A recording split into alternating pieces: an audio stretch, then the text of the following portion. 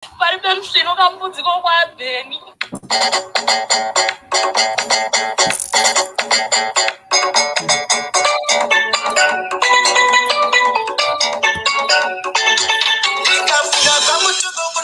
Tunonaga sware garega tunonaga tuje tunonaga tuje tunonaga tuje ngaka mutugo kunochiwa tunonaga sware garega tunonaga tuje tunonaga tuje tunonaga tuje kokondino idaini iko ndiko patakazariwa matinyare eni atimbocheva pinda imumba dzekupe imvura tokubikira ichicho nomatere mabunu echicho kuno azere tokurungetera imoyenda ndisu wacho kunorira pene maidini mauye niko matawa waenda makaha chisambiro maidini mauye neisa waenda.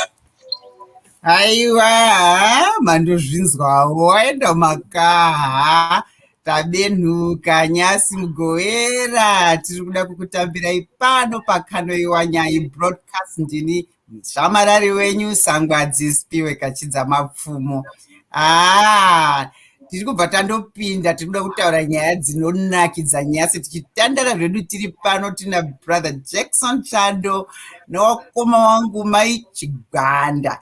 Aiwa regai timbomira mbichana tione vanhu vari kupinda mumwe vachititeera vari kupinda tiri kuona uyo Silent Kumalo madoka chere. Aiwa tadoka moyo. Aiwa pindai wana mhanduwe wana amoyo tite makedekede tikusandurei kamupinde mumba tikuranzei. Uyai pindai tiri kuvamirira tinei tichikuonai pano paFacebook live yangu Spiwe Kachidza Mapfumo pano pakano iwanyai broadcast.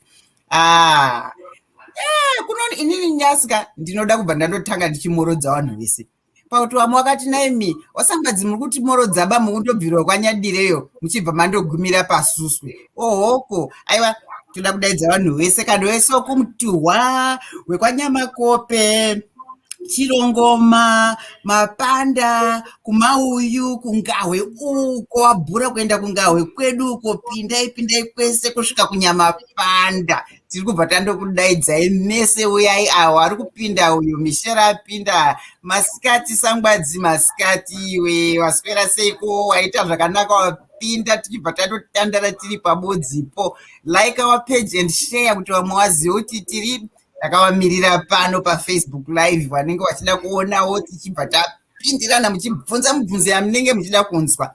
Nyasi ndanchida kuti ndimirire vamwe wakamutovapinde kuno vari kuuya mbichana tiye zvinezvi tine washoma vamwe vachauya ndokutimire mbichana tirikuda kukutimirire tiwande kamu zvinoda makawanda kamu zvinoda bakubva waita kutaura wega ngonopenga zvinenge chitamitei muchisandurana nevamwe muchiona kuti vamwe vakasimba chere ikweyo imimi muchitibvunzawo ipapa muchitibvunza kuti aiwa sangwadzi tiri pano ibvai mandotumirawo kana mawhatsapp vamwe womuwanyepo tichipindai kamu dariro ratanda ngavapinde ipapa tisati tapinda tisati tavhura kamu unozoti takazvinzwa ba pawatandira pawasangwadziwo tanga tiripo batazvinzwa ba isu kaiti timirei mbichana tichiona vanhu vachipinda mbichana tochizoitei tochizokukwaidzai ndokutaurirai warendo wandinawo wanyasi. Aiwa tiri kuzvitenda. Aiwa nachihoro wari uko pindai wana anhari wana ashumba wana masibanda ibvai mandopinda makadungamidzana naana ashumbawo wana chihera pindai muno pindai. Aiwa ba mese mitupo yekwamutoko imweyo tinoiziva ba uyo mukusha tapinda sangwadzi pindai ibvai mandonyepa vamwe kuti tauya. Lilian Magaya Moro dia Moro Masibanda pinda uteerere zvikuteketiwa pano nawakoma wedu naiwo brother Jackson kuti aiwa nyasi aiwa vanhu vati wandei kuno nyasi ndine varendo wairiwa nyasi tiribe kuwanza vanhu tandotiregai tiite wairiwa wayatse kuti nyepa zviripo pano tinoziva kuti kune inonzi Mutoko Leper mission vamwe yainzi Leper colony ndakangofunga kuti Leper colony ko zvinostigmatize naiba Dr. brother Jack. So it's a mission inochengeta vanhu vane zvirwere zvemaperi. Yakabvira kare kare, kana pane vanhu vanobva kwaMutoko ipapaya munotozviziva. Takandokura tichiziva kuti kumapere uko Mutemwa, kwangoti Mutemwa igomo, asi munhu wese anobva kwaMutoko akandoti tiri kuenda kuMutemwa, vanobva vandoziva kuti uri kuenda ikweyo. Kunochengetwa vanhu vanorwara, vanochengetwa nevanhu vakazvipira mwoyo yavo. Kuchengeta utenda hwakaipisisa fani ngekuti vanhu vano stigma yake yainoassigned kune vanhu vane mapere. Kare vaibva vanzi ngavagare mumba machega, achienda kopuwa sadza imomo kwai vanozotipa chirwere, changa chiri chirwere chakaipisisa chinonetsa kugara nacho. Asi apa nyasi tine vanhu nyasi vanhu vanotinyepa zvese zvepaMutemwa kuti yakatanda rini. Ndinoziva kuti yakatanda kuma 1930 uko. Kudhara dhandanda zvariwa, munazoti sangwadzi wanyanya kuchembera dhandanda zvariwa, asi takakurira paMutoko isusu. Takakura tichiona, tichienda ikoko nemasikuru wachienda koonawo kuti muzive kuti kune vamwe vasina kupiwa upenyu utano hwakafanana nehwedu. Asi nyasi ndabva ndandodaidza brother Jackson Chando, wariwo wanosenza kuMutemwa. Ndikuti mutange mapinda mumorodzo warendowa vanhu wati kutiteera wakawanana mukusha una chakanyuka wesawa, toda kuti mupinde mudariro muite mukanudze makuziva chitoko chedu icho chemudza chitoko chedu language yedu peno munobva baikweyo, asi pindai muwakanudze vanhuwa tizive kuti ndimi ani. Kana mapedza maichigwanda mopindawo moitei, mopinda mudariro mukanudzei wateereri wedu, tozoti topinda muchirongwa. Pindai brother Jackson. Makasimba here vateereri vose kwaMutoko. I think ndada kumhoresa nemutauro kutaurwa naMakachidza, but handisati ndati ndakugona zvangu. Next time ndokumhoresai naiwowo. Ini ndinoitwa brother Jackson Chando, ndiri mupikiri muchechi yeRoman Catholic who is training to be a priest, and I'm in my 7th year of the 11-year program. And ndinobva kuChivu kumanyene, ndiko kumusha kwedu, asi ndakakurira kudhuze nekuno kumacheke uko kune vanokuziva. Mutupo ndichiyera dziva save.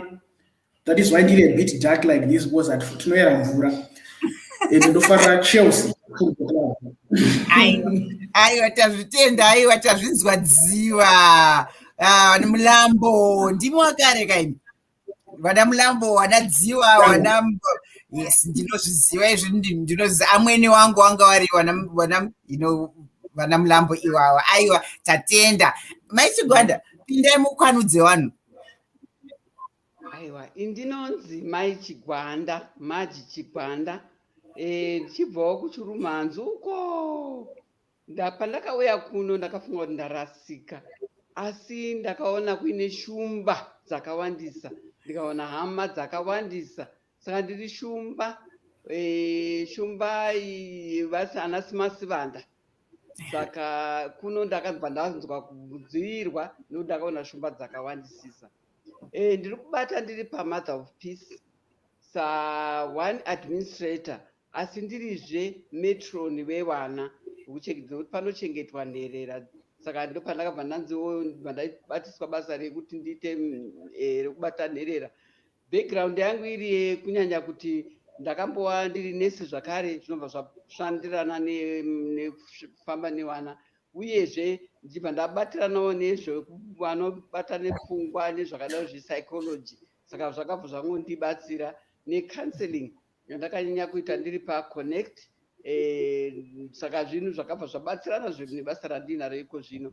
Ndizonyanya kushanda zvikuru neUZUCSF, iri organization inoita zvekutsvakiridza nekuongorora zvemushonga kana izvo zvemavaccines zviri kutaurwa izvi, taizvibata zvakare. Aiwa tatenda, ndichaza kudzoka kwamuri Maichigwanda, ndichadzoka kwamuri. Ndakachida kuti mukanudze vanhuwa mozopinda mudariro muchiite muchinyatsa kuti taurira zvamuri kuita chaizvo, tinozvitenda. Aiwa tiri kuona vari kuteera. Chimbomira henyu ndozokudaidzai muchipinda. Ndichakudaidzai muchipinda. Ndachida kuti mukanudze vanhu. Makadini mese mese, kwamuri mese makadiniko. Aiwa tinotenda. Aiwa awo wadateresa chakanyuka. Hello vasangwadzi, Otilia Moro, Otilia Madoka Chero vasangwadzi, tinotamba matso kwaJacob. sekaigurira takasimba makasimbawo. Aiwa, tiri kuona kuti tine vanhu vari kutiteera vari kuda kuteerera zvamuri kutaura zvira muri kuda kunyepa vanhu kunyepa is not lying. Kunyepa kwaMutoko kutaura tiri kuda kureketa pano, tinenge tichireketa izvozvo, asi munotaura nemutauro wamunokwanisa. Tinozvikudza, tinozvitenda, musatye henyu. Aivhichafesuka mhoro iwe kwedu wanhumi, ibvai maita like muchibva maita share, ibvai mapusha chibhatani cheshare kuti vanhu vazive kuti tiri pano tiri kuita nezvei. Wanenge wachida kutiteerawo wachibva wateera kuti munhu unoda bakurasika uchizoti nai Sangwadzi takazvinzwa baini, takazodozviona baisu. Nyasi tiri paFacebook, tiri kuona Facebook nepaYouTube. Titeerei titaure. Sekutaura kwandamboita paya, tiri kuda kudaidza brother Jackson Chando, ndiwo wanozviziva. Ndinoda kuti mupinde mudariro brother Jackson, mutitaurire nezveMutemwa Leper mission yekuti yakatanda rini, yakatandiweiko, yakatandiwa kuti vanhu vakanga vahwara vakanga vatodini, zvanga zvakatodini. Ini ndinofunga ndakamboerenga pamwe pane kuti Mutoko Leper mission, I think it's one of the very few ones dzasara around the world, because chirwere chinenge chakupera, chakuitawo chichipera. Chipindai mutinyepe, titaurire kuti zvakabvira rini. Dariro renyu brother Jackson. Okay, thank you. Mutemwa Leper Colony, as you have said, that was the name which was originally assigned to the center. Ngati yakatanga 1936, but officially yakazo recognized, that was 2 years later, 1938. Given in the sense kuti yanga iri nzvimbo kuri secluded, kune makomo kusingasvike vanhu. And by that time, in my late 30s, Mutoko was not yet that developed. So they say that the story goes like, kwakatanga lepers 3 vanhu vatatu vanga vane maperembudzi. And because you know that the disease was contagious. So munhu anenge angori nacho had to be secluded, not for that time, but for life. Because cure kwanga kusina during that time and so forth. So kunonzi yakatanga nevanhu vatatu vakangonza, imi ende munogara kwaMutemwa muzasi kwegomo. More or less like they were dumped. They were dumped. So with 3 years time, in 2 years time, by the 1938, the number of people who were dumped there had risen to 11. So the government saw it fit that like, why can we not make it an official settlement, an official colony? Kwachange tichiunzwa avo vanenge vasangana nechirwere chemaperembudzi kwavanenge vasingazosangane nevamwe. So that is how Mutemwa began. And I'm sure the name Mutemwa in itself can relate to the situation that was going on to these unfortunate people. Because Mutemwa simply means to be cut off, isn't it? So this area was used to cut off people who were like infected with leprosy. So that is how Mutemwa began. 1930, 1940, the government was the one supervising the area. Then around 1950, the Jesuit fathers of the Roman Catholic Church, they began a mission to try and take care of those lepers, but not like in a formal way with like Garapano and whatnot. They just thought that maybe they could chip in and help in a way. Kuti one way or the other, needs and something like that. So by then, the place was still under the government, and the place was growing. And it is worth mentioning and knowing that, like, Mutemwa more or less like a supervised prison. So awarding it the term settlement is not fitting, and wouldn't be doing justice to the situation that was around by then. Nekuti vanhu vaingogara senge vari mujeri, vanhu vane maname tag vakaswa zvikwangwari kunge mombe. Munoona, like vanhu vasina mazita. Kunza, this is leper number 1, leper number 2, one is my name tags 1, 2, 3, 4, and so forth.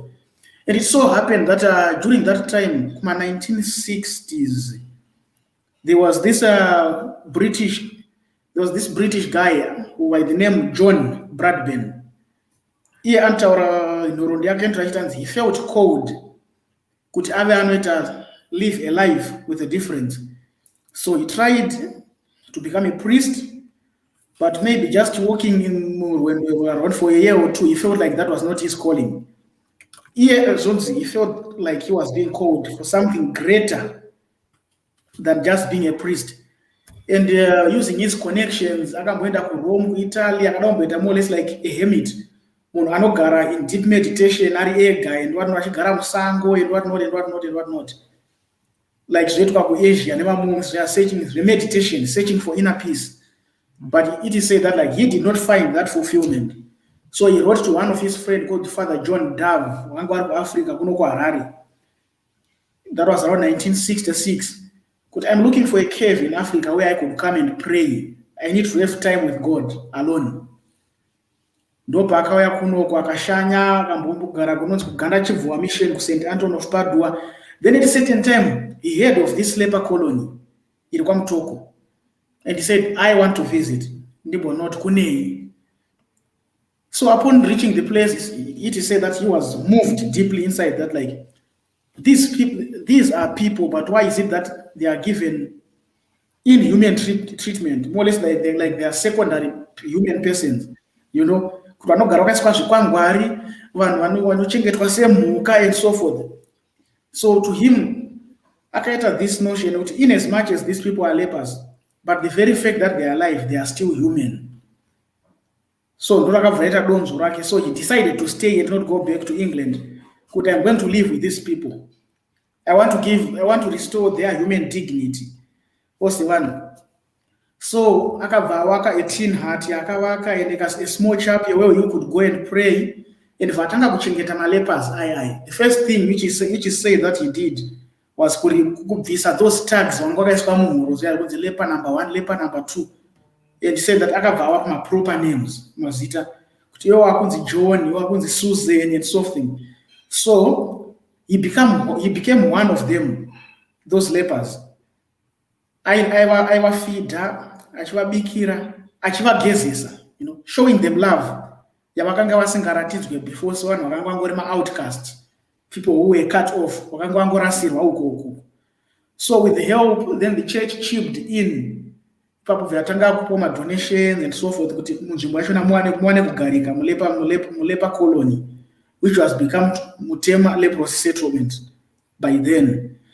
So it so happened because of the liberation struggle that in the year 1979, I'm sure we are all familiar with his story, that pafracas dzaitika dzemuhondo dziya, I don't know, pane different versions ezvinotaura kunzi akanetsana nemasoldiers here kuti vamwe vaida kuya vachitora zvinhu zvanga zviri reserved for malepers kuti vadye muhondo, and he said iye akaramba nazvo kuti no, you cannot get this and what not. These people are also human, ndezvavo ende munotsvaga zvenyu.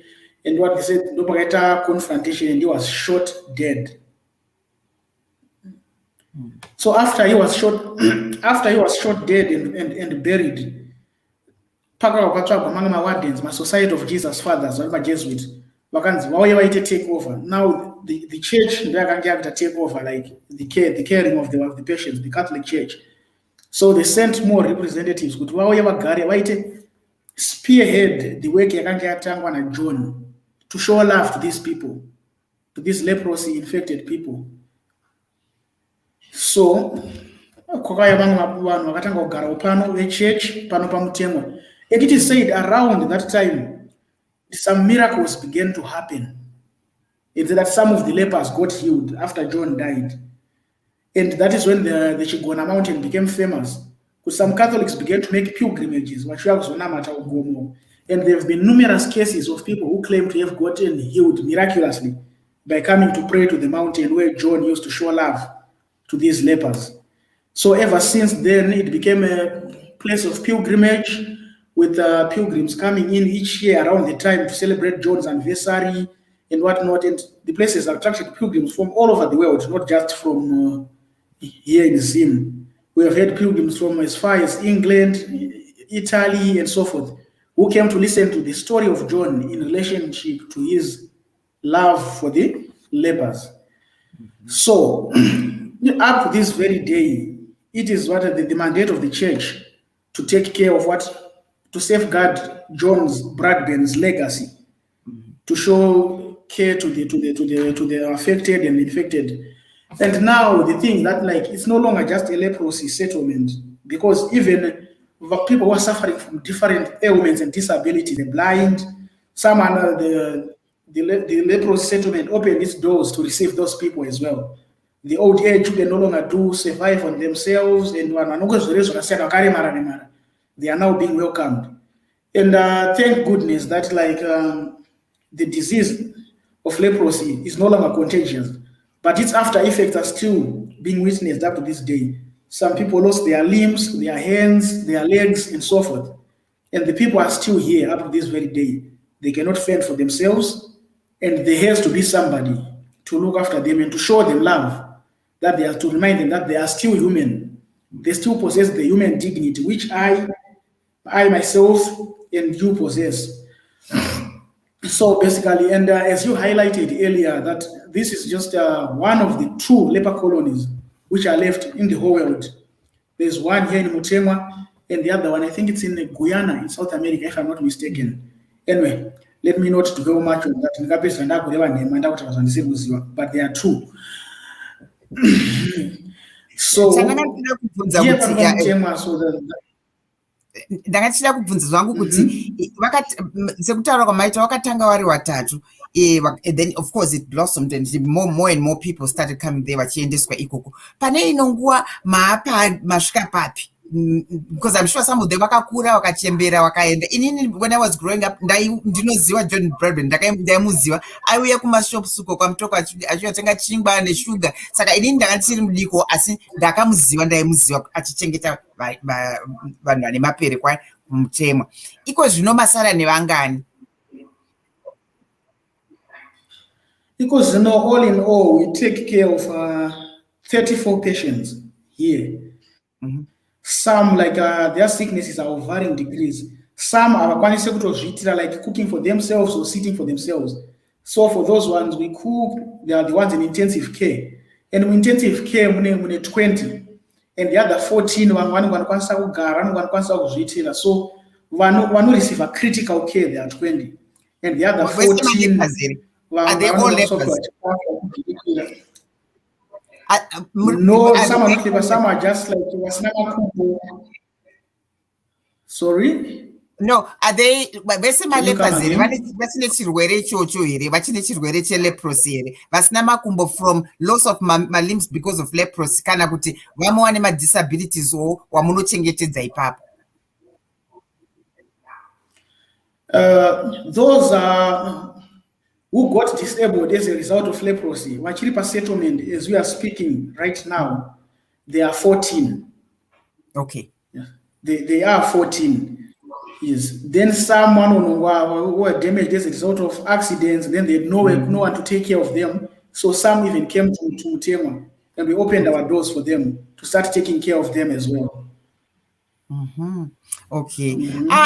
Saka imimi ndinoziva kuti tingatopedza 1 hour tingotaura nemi muchititaurira nenyaya yeMutemwa. Ndanga ndichida hangu kubvunza kuti ndinoziva kuti pane vamwe vanoda kuuya kuzobatsira ikoko kuMutemwa Leper Colony. Iyo svondo yapera ndaitaura nemumwe shamwari yangu member yeMust akauya ikoko kuzobatsira akapa mishonga ikoko. Zvimwe zvezvinhu zvinenge zvamunga kumbire vanhu kana kuti vanhu vazive kuti zvamunonidha ikoko kuMutoko Leper Colony, Leper Mission, I keep calling Leper Mission, ndezvipi zvingagone kuitwa nevamwevo, ngekuti vamwe wedu vari kutiteera ipapa vari mudiaspora vane chindo chekukudziridza Mutoko. Panike kanoiwa nyaya munoziva kuti ibroadcast yekwaMutoko inoda kusimudzira zvekwamutoko, nekuti zvatinenge tikwanisawo isusu tichigona kubatsira vanhu vanoite vari ikoko. Fanike ma-organizations fanike Mutoko Leper Mission ne-Mother of Peace. Titaurire kuti zvimwe zvinhu zvatingakukwanise kusimudzirayo tiri kuno ndezvipi?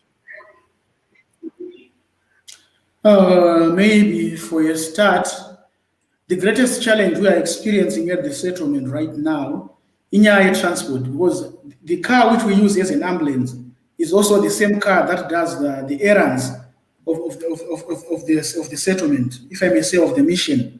Like moti atushandisa say ambulance pa clinic pedu ndo imwe chete zvinosanisa kuendesa kushigayo kutakura workers and so forth.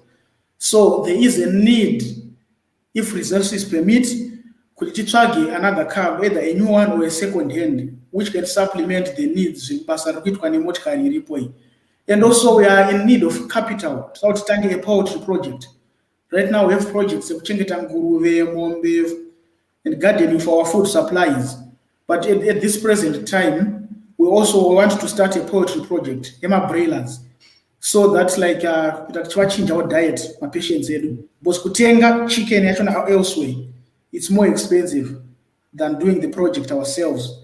And also, we also need probably maybe some financing in help to help settle our bills, be it like our water bills, the monthly charges, electricity. We use prepaid meters, and probably our grinding mill at this present moment is not working well, and we actually depend on Mother of Peace for pakugaisa chibage chedu.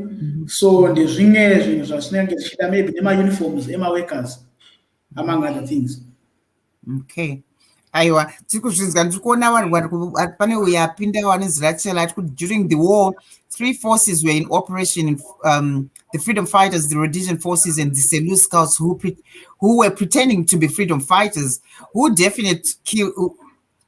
well, I think she wanted to say who killed Bradburn. So I think like kutaura kwaita brother Jackson kuti there are many stories dzinotaurwa kuti ndiani akamuuraya, because anogona kunge anga ari maSelous scouts, anogona kunge ari mafreedom fighters, anogona kunge ari Rhodesian forces, zvekuti nanyasi paribe anonyatsa kuziva kuti mbani akauraya Bradburn. Chiri chicho chinhu chino moyo wake zvinotoratidza kuti munhu akanga zvekutumwa naMwari chaizvo, zvekuti munhu kungorongedza kuti tiri kuenda kochengeta vanhu vari kuhwara kudaro, zvakaoma, asi hatizivi. Chinhu chinongoramba chichitaurwa kuti hamheri kuti ndiani akamuuraya.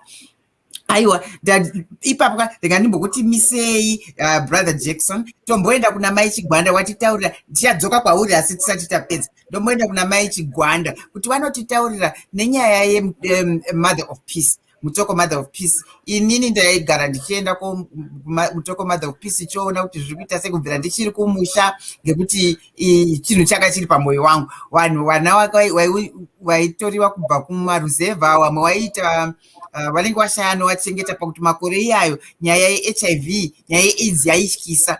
Munhu akazvara mwana, vanhu kuti vachichengeta mwanayo pekare zvaakutyisa. Chitipindirai mutitaurire mai Chigwanda kuti Mutoko Mother of Peace yakatandiwa nani, zvakatandiwei, zvakatanda rini, nekuti vana wakatanda vari wangani, nekuti maapapi, ngekuti ndiri kunzwa kanonyereko kuti yakuda kuvhariwa. Hino kuti pene yakuvhariwa nyaya yekuti nhaurwa yekuti chirwere cheHIV chaakugona kurapika.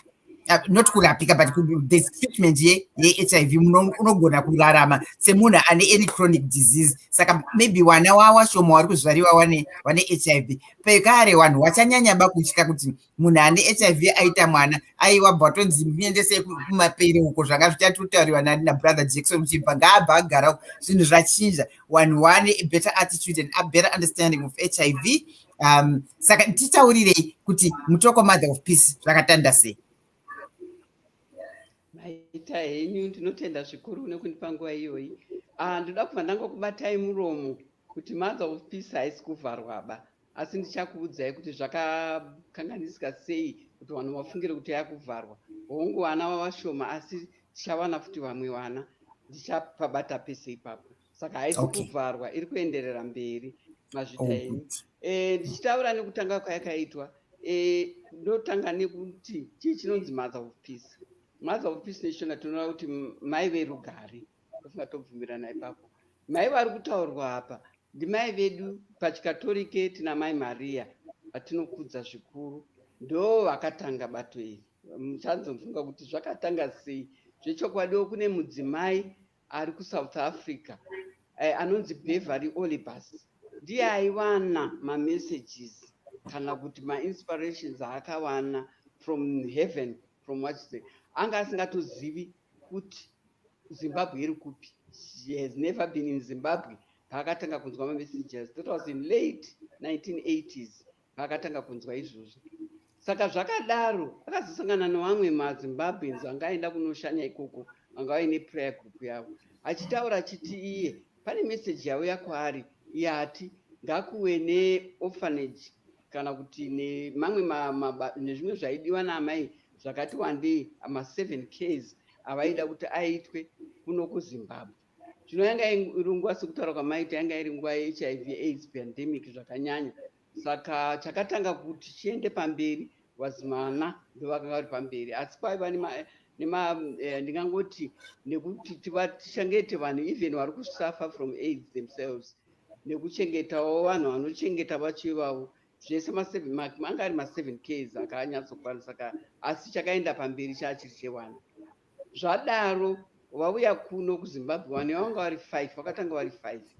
Ndofunga ndichazotaura hamwe mazita avo pamberi ipapa.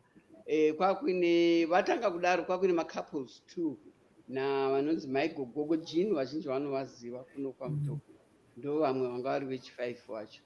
Saka it was 1994 pakanzi pakawanda wana nguva yepandemic, ndokubva vanzi chiregistai kuti muve munochengeta nherera, nokuti vanga vakawandisisa.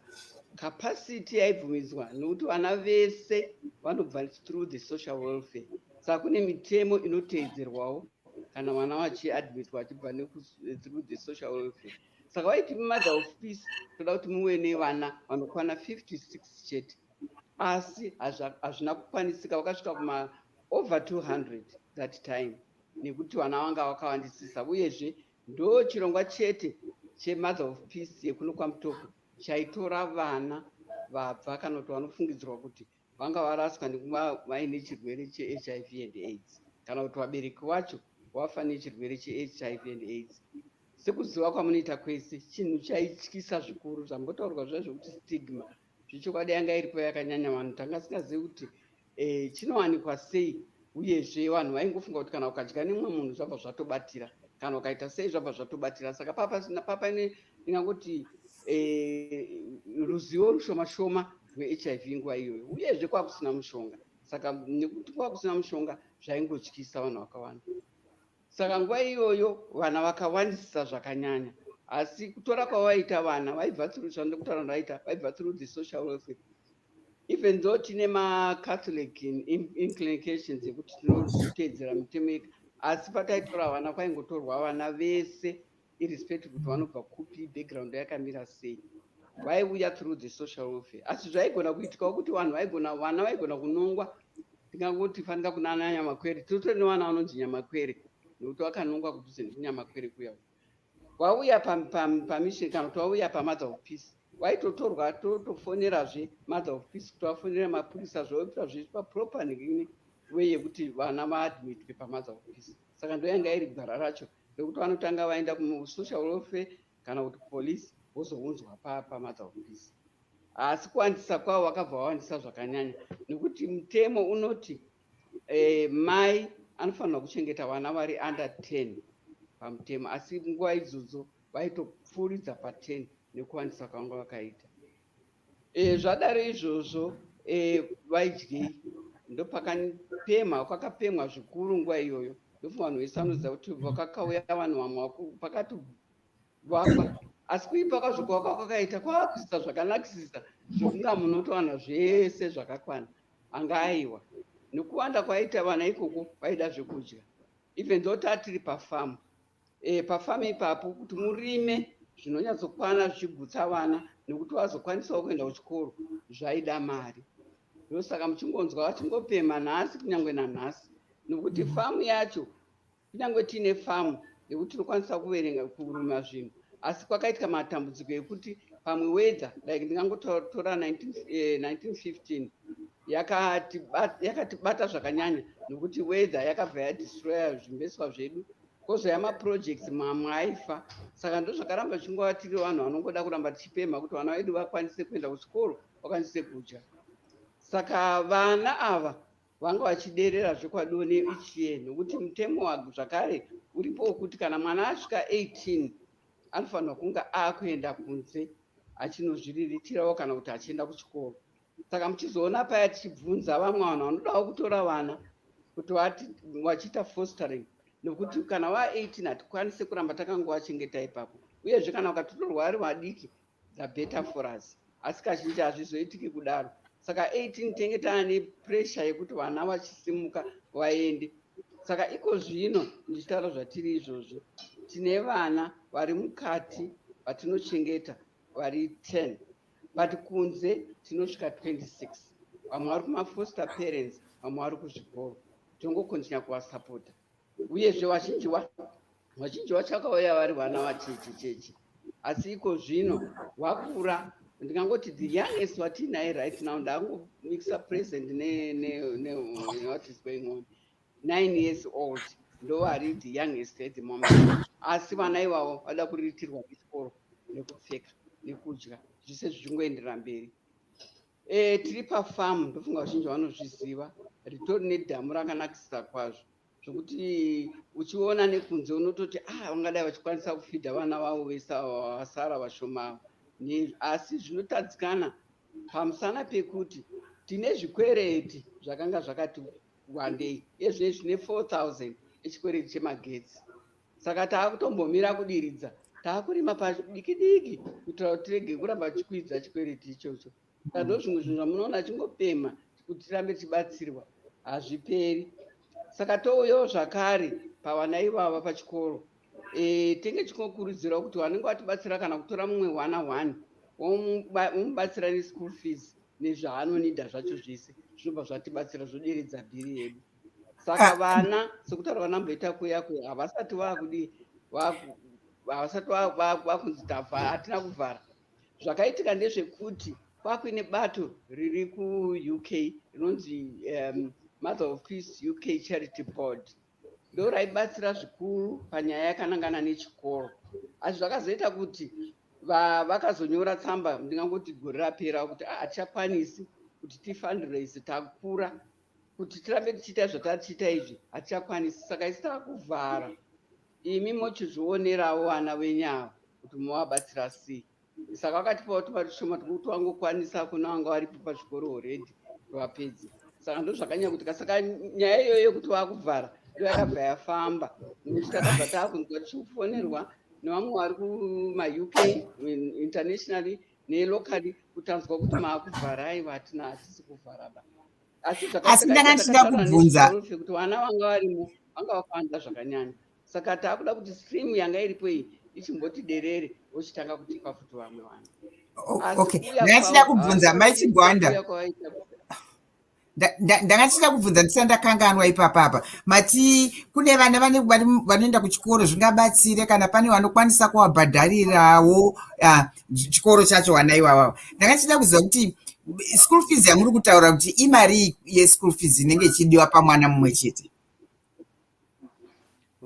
Zvakanaka iyi, handikwanise kunyatsoti school fees vana vaenda kuzvikoro zvakati siyane, asi ndakutaura maybe negovernment ndokwatinowanzotumira zvikoro zvinenge zvakati dererei, asi tine also maboarding anoti mari yacho inenge yakati kwirei, but tichingotaura average tiri kutaura about kufanika kumaboardings about 400 US per term. Tichiuya kumagovernment inenge ichingoti siyane nekuti pakadini, asi tinotarisira kuti tikaonawo kana vazhinji vari kutiti ma7,000 RTGS, ma7,000 bond dollars, ma7,000 chiyayo, bond dollars. That's right. Which is how much in US dollars? Kuti average panozoita mamanidzi ekuti like yezvino vari kuti tipei mari yema-examination fees nemamwe manidzi avo, vari kuitawo yezvino zvinhu zvacho zvaakuti siyane, vanoita zvemaprojects zvakasiyana, zvese izvozvo zvinenge zvichingodaidzira mari pamusoro pemari dzavanenge vachibhadhara. Kana mati 7,000 kuti tiri kubvunza izvi kuitira kuti kana pane vari kutarisa vari kudiaspora vachitarisa kuti kana wati 7,000 pamwe munhu haana any idea, tinenge tichida mutipe ballpark figure kuti average for mwana about 7,000-8,000 bond dollars, which is like $78 or US dollars, so that munhu anogona kuti no, that's not too bad, kana iri $100 per term or whatever, anokwanisa kuunderstand. Maybe mukatigona kutitsanangurira ipapo. Izvozvo matotaura zvakanaka, mangu zvinongodhipendawo nekuti zvakamira sei machange rate ari kuenda nguva iyoyo, asi tikati $100 per term ndiyoyo chaiyo inobva yambokava quite a bit. Okay. And iye zvinezvi mune vana 14 vari kunida help. That's right. Ndizvozvo. Okay. izvozvo. Okay. Vamwe vari Aiwa. kumacourses evocational, tina vamwe vari kubhulawayo vakuita makosi akasiyana-siyana emaoko aya ekuti vazvibatsire, nokuti tinotoona kuti vana vakazobuda vasina kana chavainacho, vamwe vacho academically, I think being in an institution zvine dambudziko hombe, vanogona kubuda vasina kunyatsobuda zvakanaka kupasa kwavo, saka vakatozoenda zvemaoko zvinenge zvinovabatsira kuti vabatsirikane muupenyu hwavo, nokuti vazhinji Pasi pane ino nguva mune vana vakapedza chikoro here, wakatopedzawo wachitoenda kuyunivhesiti wachitopedzawo wachinzi mwana uyu akakurira paMother of Peace? hongu tine kana kuti watokura akatoenda ari kuIndia ari kuita engineering akabva paMother of Peace. Tine another one ari kuita law muno ari kuitira South Africa but ari muno zvake zvinezvi, saka vakabva futi paMother of Peace. Vamwewo vakangozopererawo kumakosi emaoko, vamwe mabuilder, vamwe mawelders. Makarodza vamwe here? Vabatsira vakayambuka. Makarodza vamwe vana here vakakurira paMother of Peace? Vakaroorwawo, pano vakaroorwawo nekuroora. Aiwa, tinozvikudza. Aiwa, vamwe vanotoya tine vazukuru. That is beautiful because I know kuti Auntie Jean sekutaura kwamamboita wagara ipapo kwenguva yakareba watoritaya, but ndipo pamusha pavo. Kune vanogara kwaMutoko vanozviziva, vanopota vachienda kunoonawo vana, kana kunorerawo vana for the day, go and spend time with children. But now washoma, asi pane nguva yavanga wakawanda zvokuwanda zvezvi Mutoko Mother of Peace. Aiwa, ndikuda kumboti dzokei kuna Brother Jackson kuti ndivabvunze kuti pilgrimage, I know it's one of the big pieces here, Mutoko Leper mission, I keep calling Leper mission. Vanhu vanobva kuHarare uko vachiuya paMutoko kuti waende kokwira pagomo paya kunonamata nai? Yes. Munozviregulator say, is there a specific time when people come there? Is it like Easter time they come over there, or anenge angofunga kuti inini ndoda kumboenda kudai kunoita nguva yekunamata? Vanhu vanongouya anytime here kana kuti pane nguva yamunototi vari kuda kuuya for this pilgrimage, they can come at this time? Zvinofamba sei? Actually, the pilgrim site is open to all people of all religions, all denominations, and under normal circumstances, there is no regulation. Anytime, anyone can come. But just because of these difficult circumstances which we are living in now, caused by the COVID-19 pandemic, it has become quite difficult for us because like those pilgrims who used to come before the pandemic, we would give them talks, help them in prayer, assist them, and so forth. But now, because of the pandemic, initially it was said that like we are no longer accepting pilgrims. But you know, people are people. You cannot stop someone from praying individually. So the place remained open, but in as much as it is open, we are not interacting with them ourselves. You just come, you go to the mountain, you pray. But we have experienced, ever since the beginning of the pandemic, we have experienced a deep recession in numbers. And as you know, that like the pilgrims have been more or less like our lifeline for all these years, because normally one ones where, especially if they are Catholic, ones who ever seen one ones who something for the leper settlement and also for Mother of Peace. But because of this pandemic now, things are becoming quite difficult because the numbers of pilgrims have declined. But what you have it's not specific time, but I'm where Thursday to Friday, Chetere, or Monday to what? Any day, one way so, but whatever shoma. Okay. But ndakambonzwa kamwe kanyaya kuti munoziva ka-tin house kaigara John Bradburn kaya. I don't know if just people talking vanongotaura kuti vanoona zvinhu zvinoshamisa mumba momo. Pane time yandakamboya ndikanzwa ndichazoti njeni akanga achitiita tu akati vanoti zvekare munomboita nyuchi. Oh yes, the stories, as much as I know, they are true, even though I don't have personal experience of them myself. I have first-hand information with regards to that. But I have heard people, not just even in the Tinad, but even on the mountain. There are some people who come and claim miracles. We are seeing this, the cross, that cross on top of the mountain, right? Yes. It was shining bright at night, even kusina mwedzi, and wanti mutina munomboita nyuchi, and some people claim melodies, imomomo, and whatnot. And some who have come with sicknesses, they claim to have been cured. Either mutina, mishonga yawatora.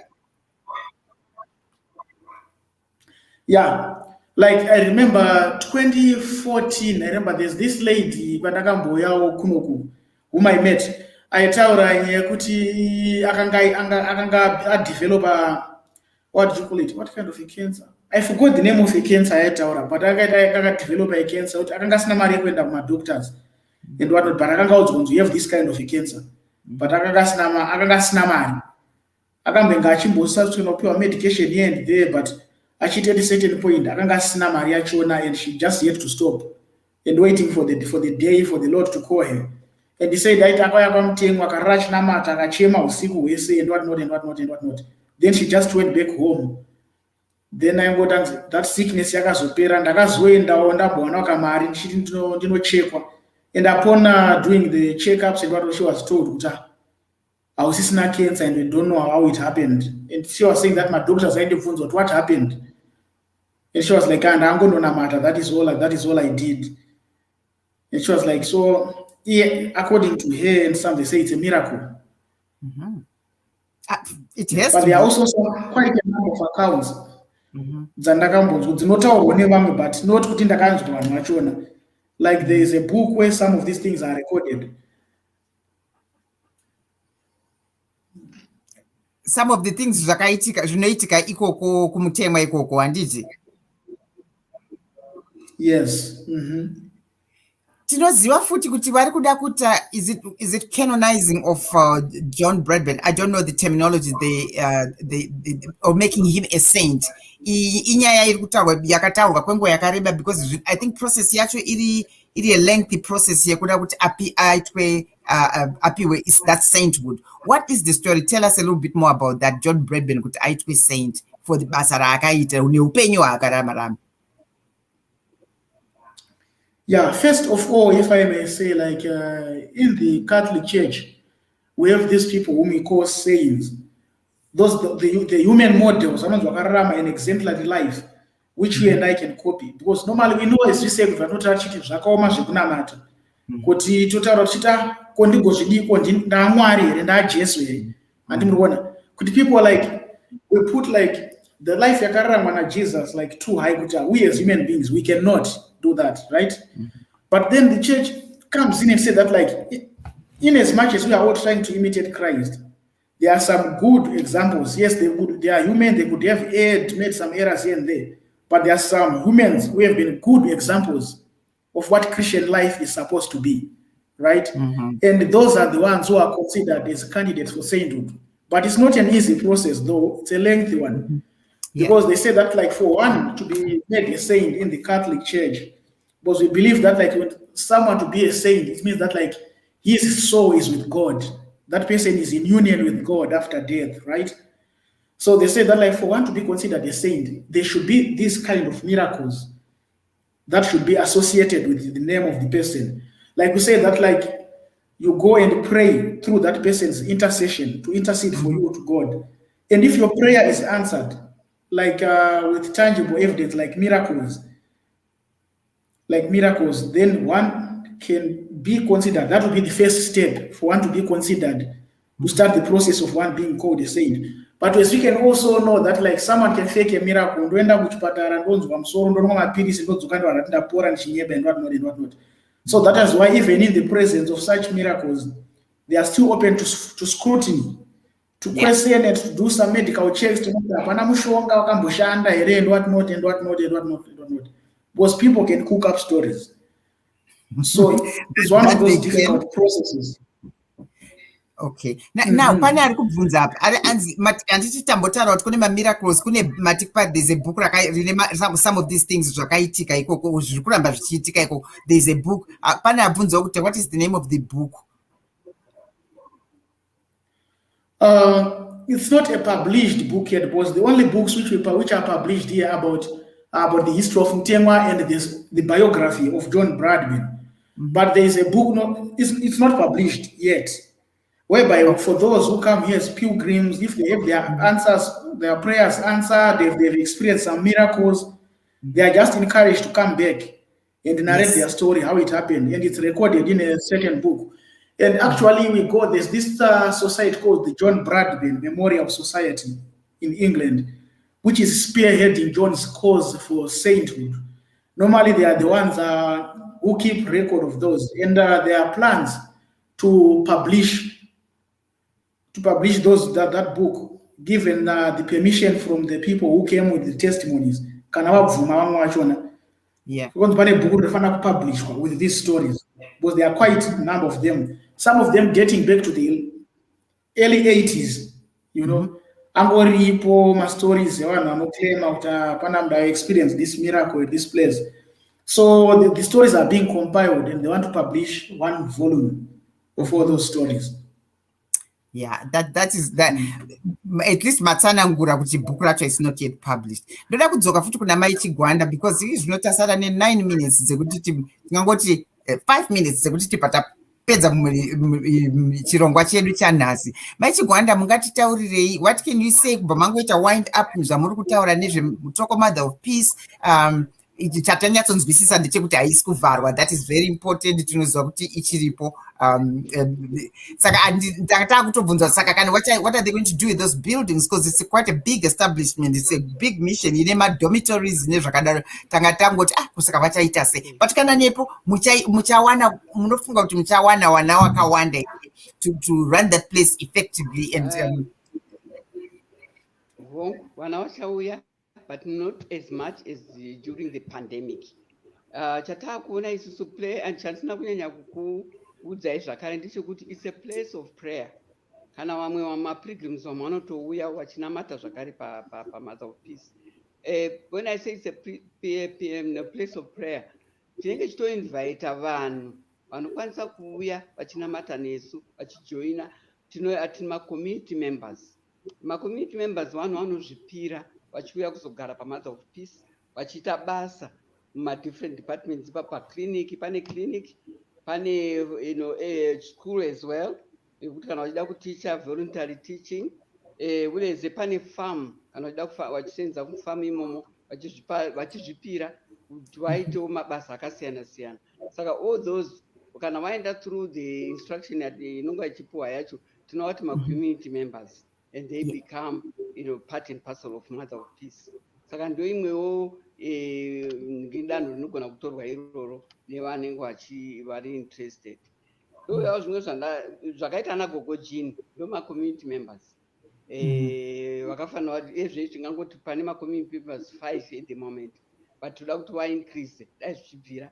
And uyezve pane place yekuti vamwe vanoda hawo kuya kuzonamata, tinopa pane dzimba dziripo. Saka munoona dzimba dzakawanda idzidzo, asi dzinogona kusenzeswa zvakare nevanoda kuuya kumbozvipira. Banana chitipaya spiritual care as well. Ima7 cares atachitaura aya. Saka ndo vamwe vanouya vanenge vachidawo kuzvipira vachinamata, vanouya vanobvumidzwa zvakanyanya, tinovatambira zvakanyanya zvakanakawo zvikuru. Saka ndo vamwe vanhu vanogona kuuya as well Mother of Peace. Imwe ndandasiya futi iri very important ndeyekuti vana vanouya vari kubva different directions. Havana hatiti ngevecatholic chete, vanenge vachibva kwakangosiyana-siyana, vanotambirwa, vanouya through the social welfare. Zvanambotaura zviya. Saka social welfare kana yatanga zvekupa vana, tatine 7 houses dzachihausa vana, ezvino tine 2 vasara. Saka dzinogona kutanga zvekuvhurwa dzichiwelcome vana vachipinda. Then zvimwe zvandataura ndezvekuti pane clinic, vanoda kuzvipira kuuya manesi kuzoshanda ipapo, vanozvipira vachiuya zvakare, tinowawelcome. But I think ndakambonzwa Mai Chigwanda, kliniki yenyu inoita HIV testing here? HIV testing per se haiti nokuti tine inonzi hospital padhuze dhuze, but Okay. vanobvesa vanoscreena voona kuti unogona kuenda kunotestwa zvako. Tine Mutoko hospital padhuze Okay. inozoita all the tests. Okay. Aiwa. Aiwa, nhasi takurukura taswera tichinzwa zvinhu zvekwaMutoko zvine macharity organizations edu aya ndeedu. Isusu vekwaMutoko tinokurudzira kuti vanhu vanokwanisa kubatsirawo Mutoko, Mother of Peace, whatever they can do to help, sekutaurwa kwaitwa nani namai Chigwanda kuti vanoda kugona kuita offer vachiita volunteer time yavo nekunospendawo time nevana ava nekuvarakidza rudo, they are welcome to do that. Vanokwanisawo kutumira kamari, vanokwanisawo kusponsa vana vechikoro ava. Kana $300, it sounds like a lot, but it's not really a lot kune vamwe vanhu vari kusenzawo, but kubatsira mweya wemunhu, kubatsirawo vamwe vanhu. Hauzive kuti mangwana upenyu hwake huchazoitawo sei, kungosimudzirawo mweya wemunhu nekuziva kuti tiripo kubatsirana. Kana pane chikafu chamunogona kuvatenge kuvatakurirawo muchienda kunovapa, kana iri mari yekuti aiwa ini ndawanawo mari yekuti vanebhadhara magetsi avo $4,000 ari outstanding aya, kana tapawo $200, $5, $10 kuchichi vanenge vakwanisa kuita put monies together to help vanhu vekumutsoko Mother of Peace, zvinokudzwa. The same thing nenyaya yekumutemwa Leper mission, vane basa rakawanda ravari kuita sekutaura kwaitwa nabrother Jackson Chando, vachibatsira vana vari ikoko nevamwewo vane hurema hwaakuchengetedzwa ipapo. Asi tinongozvitenda kuti vanhu vashoma vari kuti vane chirwere chemapere zvaakuita zvichiperawo. Saka tinodawo kubatsira izvozvo, ngekuti mamisheni akadai so tikange tichiona zvichiitika kune dzimwe nyika, hakusi kuti vanopiwa madhona anobva kudzimwe nyika. Aiwa, ivo vanogara munharaunda iyoyo vanogona kubatsirawo nepavanokwanisa, pamutsove kademe muchipawo vanhu vari paMutoko Leper colony. Isusu patanga tichiri kuchikoro kwanyamuzoko taimbouyawo ipapa vachitirakidza kuti tionewo kuti kune vanhu vanogara upenyu hwakaita sei, ngekuti vanhu vese havana kuita like fanike iwewe. Tinenge tichida kubatsirana kuti aiwa, kana pane zvatinokwanisa kuvapa towapawo. Nhasi tinokutendaiwo wese manga muchititeera, like our page and share with other people. Tinotenda kuti matiteera, tanzwa hurukuro dzakadzama chaizvo dzezviri kuitika kwaMutoko. Again, handigone kuzviemphasize kuti zviri mumaoko edu, zvinhu zviri mudunhu medu, zviri munharaunda yedu. Ngatibatsiranei. Tinoda kutenda brother Jackson Chando namai Chigwanda nekuuya kuswera bama ikoko kwausiku naiba tichitandara nemi manhoko anhasi, muchireketa nesu, muchitinyepa zviri kuitika ikoko kumusha. Ndinoda kukutendai vateereri wanga vachititeera, wana Ivy avo, wana Grace, wana Rachel, wana Webster Katsande, wana Monica. Aiwa, maita henyu, tinokutendai. Asi keep it in mind kuti kune those two missions dziri kwaMutoko dzinongokwanisawo kubatsirwa kana muchikwanisawo kuvabatsira. Kwanhasi ndogumira pano, ini mushamarari wenyu Sangwa Dzispiwe Kachiza Mapfumo. Morara zvakanaka, kana kuti moswera zvakanaka. Kune avo vari kuCanada moswera zvakanaka. Thank you and bye.